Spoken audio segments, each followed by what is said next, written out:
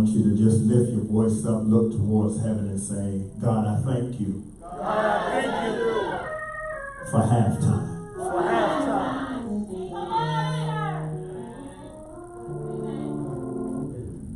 God, I thank you for halftime.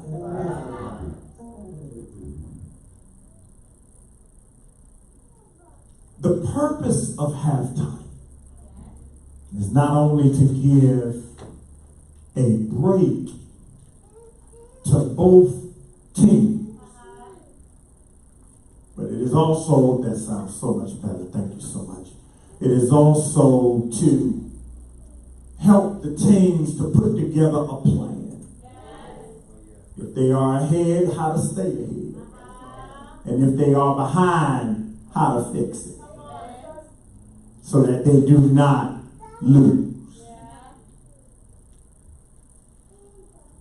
Halftime is also an indication that the teams for football and basketball have to switch sides. Stay with me. I done already preached the sermon. The purpose halftime showed up in about 1920. It ain't something new that just popped up out of the air. It showed up because it would seem that teams were at a disadvantage. If you had to go on one side of the court or one side of the football field and it was the opposing side, then you had to get all the boos. You didn't get no celebration, no motivation, because your people was way on the other side. At halftime, things switched. And where I was at a disadvantage for not having anybody to push me, had nobody to tell me you can do it, you can make it. Now, after halftime, I have a home court or at least a different side advantage because we have switched. Won't stay here long because I can see some of y'all ain't got no energy left. But God sent me here to tell y'all and the rest of the body of Christ, halftime is here and get ready to switch. This ain't for everybody because everybody ain't got their mouth open and closed mouth don't get fed. But for those of you who have been waiting to switch sides so that you can receive the push, the motivation, the go ahead, to let you know you can make it, it has now started. I got to get out of here. Nudge a neighbor and tell them I'm switching sides. You have no idea how hard it is for some of us who are in here now to have kept going and to keep pushing and to keep working and to keep going when it looks like the court I'm working with is against me. I'm leaving. Nudge a neighbor and tell them you've reached the halftime point. Can't hear you good in the organ. Tell them, but you got to make some plans for what happens after this. Now, if you don't go anywhere this week, it is not because God did not give you the halftime purpose. It's because you didn't come up with the plan with God. And we're back out there doing the same thing you were doing before halftime. Still angry, you were still bitter, you still listen to everybody's talk, you still listening and looking at the folk that can't stand you, never could stand you, and you're paying attention to that, and you're missing all of your winning. But if I can find 5 people, I'll make 6 the number of fish.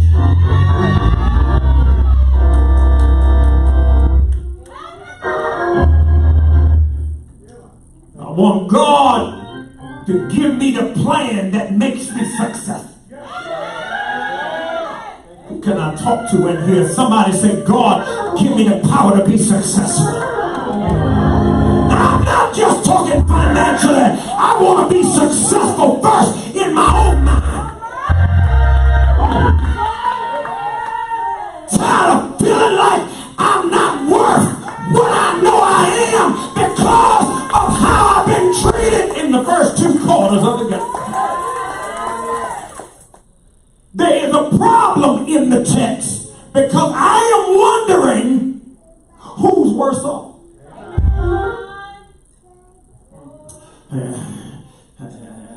Y'all on the early bus today. I don't know how long I can hang with y'all. Y'all ain't got it. Y'all lost something since we got out of harvest. Lady Olga, I'm wondering who in the text that we read about the rich man and Lazarus, who's in worse condition? Is it the rich man who has never experienced a hard day in his life? Doesn't know what it is to be a beggar? Never been hungry? Got a family who seemingly seems supportive? And they are there for him. So because he's never experienced the life of Lazarus, should I feel bad for him? Or should I feel bad for that? Yeah, I'm going to get back to the game time. Let me walk this. These are 2 teams right here. So either one of y'all or some of y'all in here are on the rich man's team. Or you on Lazarus' team. Should we feel bad for Lazarus who has been laid, placed, put? God, I wish I had a church that was awake on the first Sunday of November. He didn't go there. He was put. It says it right there in the text. Who was laid at the gate. Give me 15 minutes and I'm coming. Let me see if the church got a note. Should I feel bad for the individual who is put in a position that is disadvantaged to them, and all they are doing on an everyday basis, sun up to sundown, is desiring for a better life because they know it's possible, because they see it on an everyday basis, and all they are doing is placing their faith and hope in somebody that doesn't even know what they are going through. Wonder, should I feel bad for Lazarus? I don't see in the parable where he asks to be put there. You know, this is not like the pool of Siloam, where there is a purpose to being laid near the water. Because every now and then the angel would come down and draw the water, and whoever could get in the water would get the miracle. This Lazarus, El-Asaurus, is laid at a gate where the rich man don't pay him damn little money. Give me real people in here. Give me 5 people that'll tell the truth and say, I didn't want to come to church. I didn't want to be bothered with church. I didn't want to deal with church people. I can't hear you talking to me. Give me some people that ain't scared of where you come from. And God put me at a church. I wanted to leave and he wouldn't let me. I wanted to go somewhere else. You feel me? He wouldn't let me. I wanted to stop being bothered, but he wouldn't let me. I told people I was done with it, but he wouldn't. I know what Lazarus feels. I know what it is to be in the position where all you see is negativity and little to be positive about. Where you're dancing, but But the dance is not victorious. You're dancing just to get through the moment. Lord, if I had real people I could talk to in here. Another neighbor say, neighbor, I know what Lazarus felt like. I know. I had to lay at 88. And now I had to go through it at 82. But I'm glad God understands the halftime purpose. Here we really begin to understand the text, because when we move from recognizing the two teams, we have the rich man's team and we have Lazarus' team, we move now to a segment that is very uncomfortable, because after Lazarus has suffered so many losses, he has suffered so many losses that his body is now full of ulcers. Now, if you don't know what ulcers is, let me change the terminology in the word boils, which simply means you have on your skin, coming from underneath in the muscles, a boil, inflammation, which are very, did I say very painful. Let me see. If you've ever switched deodorants, you can sometimes get some sore lumps under the arms while your armpits get used to a new type of deodorant. But that was with cause. His whole body is now full of boils or ulcers. Now it starts as a boil but turns into an ulcer once it bursts. Now you would think that anything that is built up with pressure, once the pressure is released, once the pus is out, that it would relieve the pain, but it gets worse. I wish I had a church I could talk to in here. Is there anybody in here that can say it's been 2 years and this is the first year in 22 that I really feel like I'm getting better? Because 20 and 21, the boils burst. Everybody ain't gonna push me some. The boils burst. And I thought it would get better because the boils burst out my mouth. But it got worse. I still had to deal with pain, and the pain got worse. You couldn't understand my pain because you couldn't get past the pain you were going through. But I'm glad that I serve a God that can see beyond the pain. Lord, please. It is here now we recognize the issue, because both teams now hit halftime. They lived and the rich man has won. Lazarus has suffered a loss, but halftime hits and they have both gone through transition, and now one dies first and gets over to Abraham's bosom, and then the rich man dies, and the Bible says in hell. Lord have mercy. I need you to read into the text, because Jesus wants it understood that while Lazarus lived on earth in that reality, he had to open up his eyes every morning to hell. Y'all can't hear me. All the discomfort, having to have dogs to talk to, when people treated you like garbage and non-existent. I said, Lord, what is it now? How did he live as long as he lived? Because he's called a man and not a boy. And the Bible is very clear in trying to help us to understand whenever someone was not of age. If it was a boy, they understood things as a boy. But when they became a man, they understood things as a man. And I said, Lord, somebody had to drop some food at some point. Ain't got a church to push me.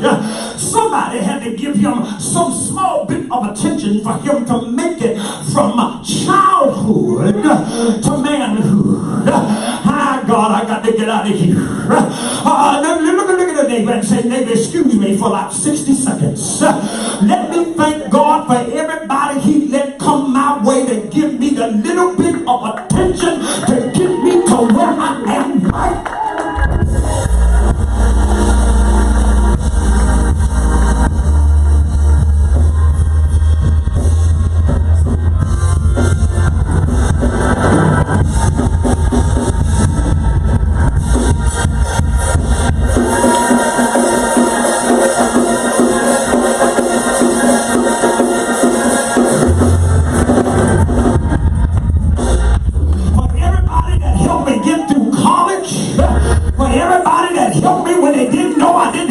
In my pocket, didn't know how to cook a meal, didn't have enough food on the table, didn't have enough gas in my tank.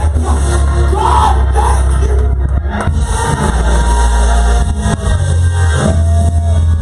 Don't know how I made it out of school. Don't know how I made it this far to get a job. I don't know how I was able to get married. I don't know how I was able to have healthy children.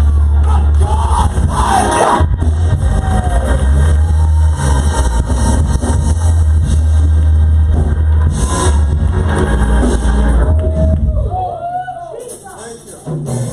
Got to go. Somebody had to help them. We don't hear nothing about family like the rich man. But it helped get them to the other side.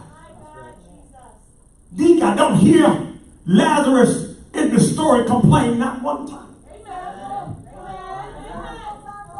Here we go. I don't see any complaints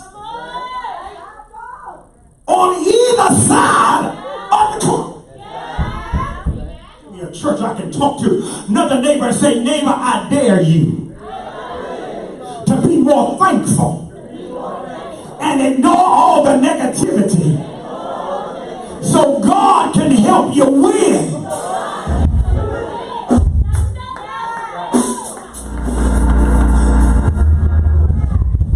Because if we go back and look at James Cleveland, he already wrote it out in the game book and said, nobody told me that the road would be. Oh, find me some real people in here, but I don't believe he brought me.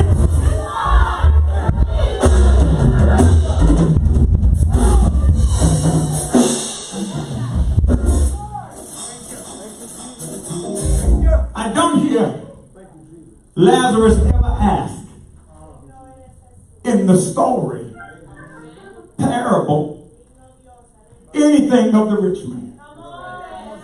Because the law had already stated that if you are in a certain position, you are to take care of the poor, the weak, and the needy. Gotta find a church that talk to me. It was already the law. So before halftime hit, we understand that the rich man had more than one opportunity. I got to get out of here. They're not going to push me today. Pocahontas. I want to talk to somebody in here who's getting upset that people that could help them.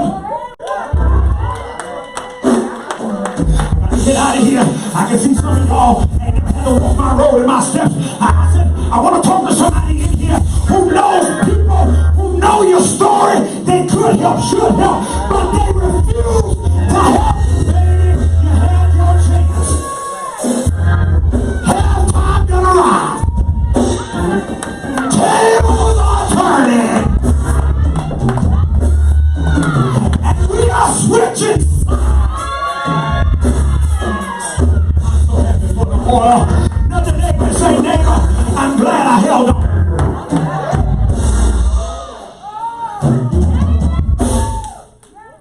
When the tables turn,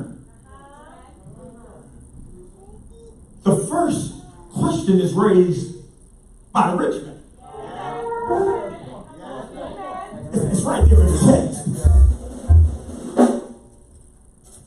He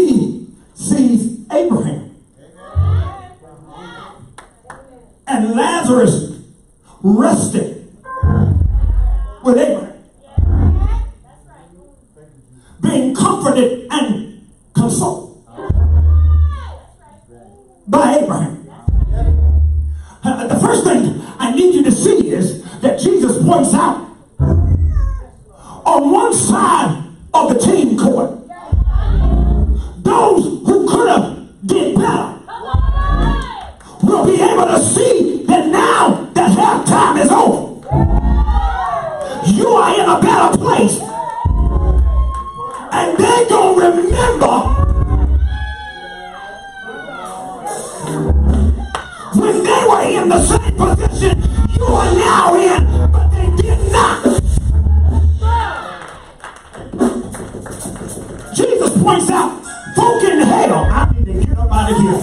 People in hell are going to be able to see over.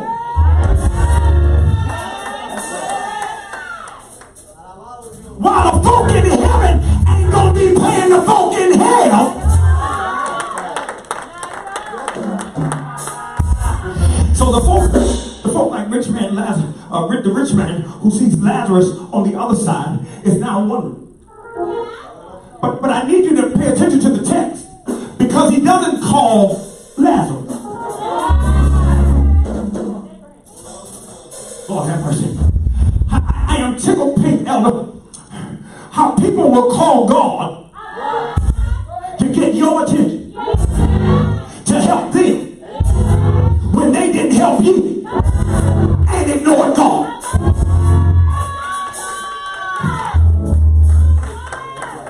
He had every opportunity before they both died. He already knew the law and ignored God and the law and Lazarus. Now the tables have flipped. We have switch courts. He sees Abraham and Lazarus, but only calls out Abraham, Father. I'm pulling on some endearment here. I need somebody to help me. See, this is why I tell you, never let folk turn you into an evil individual. Never let people drive the good that God has put in you out of you. Because when the tables turn, Lord, I got to get out of here. My time is gone out of two. He said, Father Abraham, have Lazarus dip his finger in the water. Come touch my tongue. I don't think you can understand the text. Father Abraham, have Lazarus dip his finger in some water and come over where I'm in torment and touch my and give me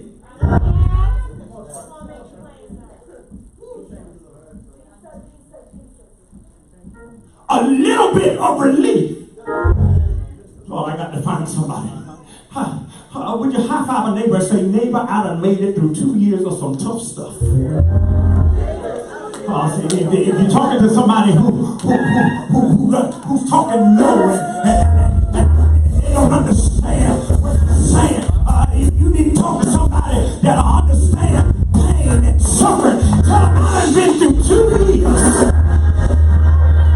of some tough stuff.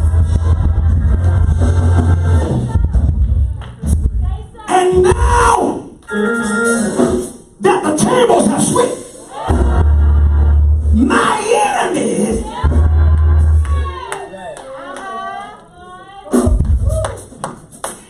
are praying that I would be the one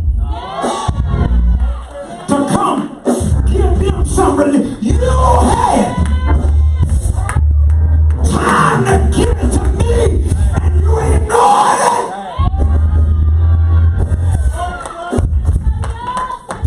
I didn't hate you.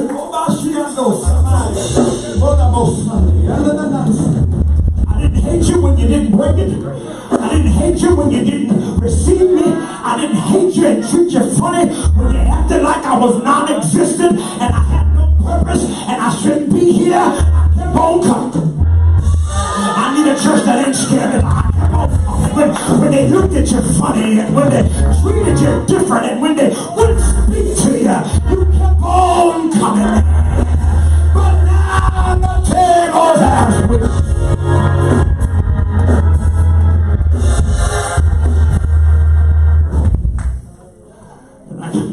Now my enemy, who could have been my good neighbor, give me a church I can talk to, who should have treated me like they were treating themselves. And now you want me to treat you that I'm in a better place than you are, but the place I'm in now, God won't let me. I'm getting out of here. I know I'm preaching over you. God won't let me bring you comfort and counsel, not because of how you're treating me, but because you ain't no one here.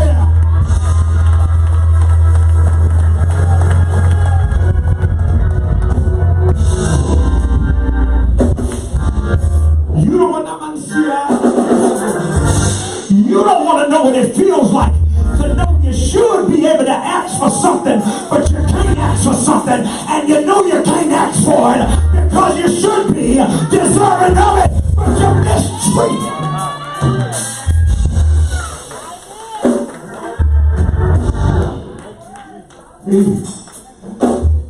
He's talking. I ain't got but one more point, and I'm to my story, and we out. We can take communion.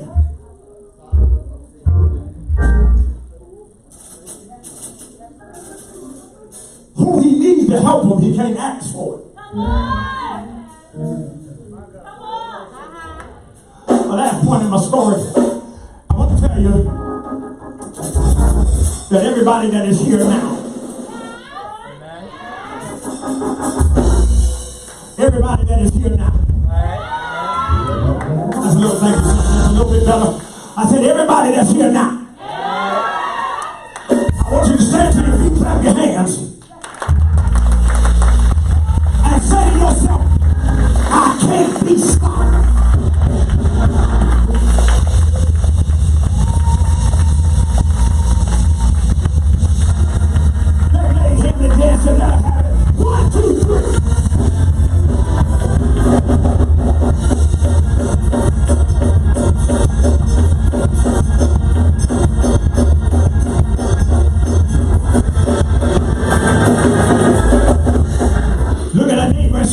Did you hear what I said to myself? Because I hope you said it to yourself.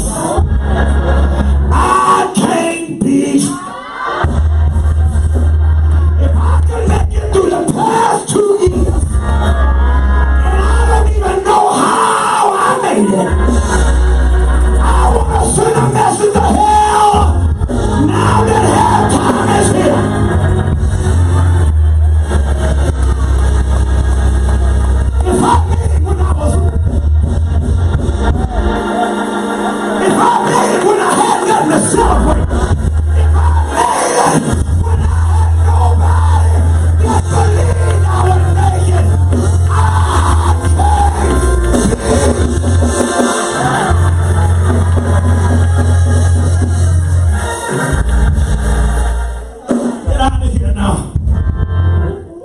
My time is up.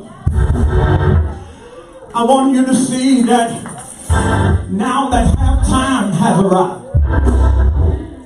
the rich man is now calling for help for his family. Can't find nobody that reads the Bible with me. It says the father Abraham, if you're not gonna let Lazarus come and help me, can you at least let him go and talk to my 4 brothers so that they are not coming where I am now, so they will have a chance to do better than I did. But it don't work like that for old rich man, because Father Abraham said it ain't gonna be that easy if they don't hear the word from Moses. I got to find somebody. And from the prophets. And even if somebody came back from the dead, they still won't hear what the word is. I've been in it long enough to be able to tell God when I was wrong and had to apologize. But my neighbor became my enemy. I still remain who I was supposed to be. I did not let what they did pollute who I was. Had to have tears in my eyes sometimes. Had to hide my tears from my wife. Had to hide my tears from my children. Sometimes I hid them from my own self. But I didn't want to feel like I was weak and a coward. I'm not lashing out like the man I know I am. I'm not letting out my dark side. I'm not letting the Marine come back out again. But I'm glad.